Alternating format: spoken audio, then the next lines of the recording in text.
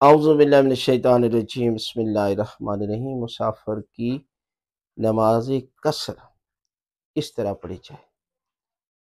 اکثر لوگوں کو یہ یاد نہیں ہے، پتہ نہیں ہے کہ قصر اور قضا میں فرق ہے۔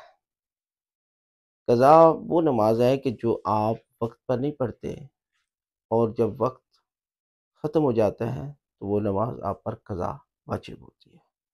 یعنی آپ نے چاہے وہ تھوڑی دیر کے بعد پڑھ لیں، چاہے ساری زندگی آپ پر قضا واجب ہے، آپ کو قضا کرنی چاہیے۔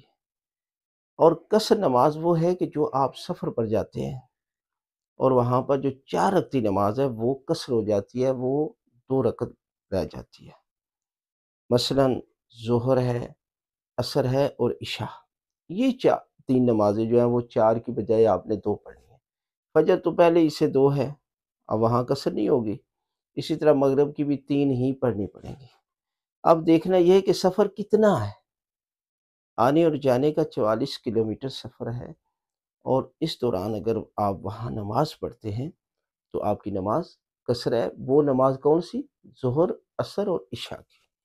اگر آپ کسی جگہ پر جاتے ہیں اور وہاں پر آپ کا 10 دن سے قیام کم ہے اور سفر اتنا ہو گیا تو وہاں بھی آپ نماز قصر پڑھیں گے۔ یہ نمازیں جو بتائی گئی ہیں، فجر اور مغرب تو ویسے ہی پڑھیں گے، وہاں نام لینے کی ضرورت نہیں ہے، لیکن یہ نمازیں مثلا ظہر ہے تو آپ نے نام تو ظہر کا ہی نام لینا ہے نا، لیکن نماز قصر، ٹھیک ہے، واجب قربتاً اللہ۔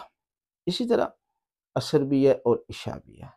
اس طریقے کے ساتھ اگر یہ قضا بھی ہو جاتی ہے نا قصر نماز، تو آپ گھر میں آتے ہیں تو وہاں آپ نے اس کو قصر ہی پڑھنا ہے، اس کا یہ مطلب نہیں ہے۔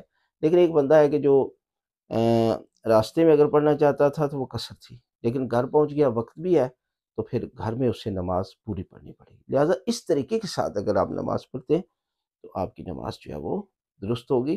اگر جہاں پر قصر نماز ہے آپ پوری پڑھتے ہیں تو آپ کی نماز باطل ہے۔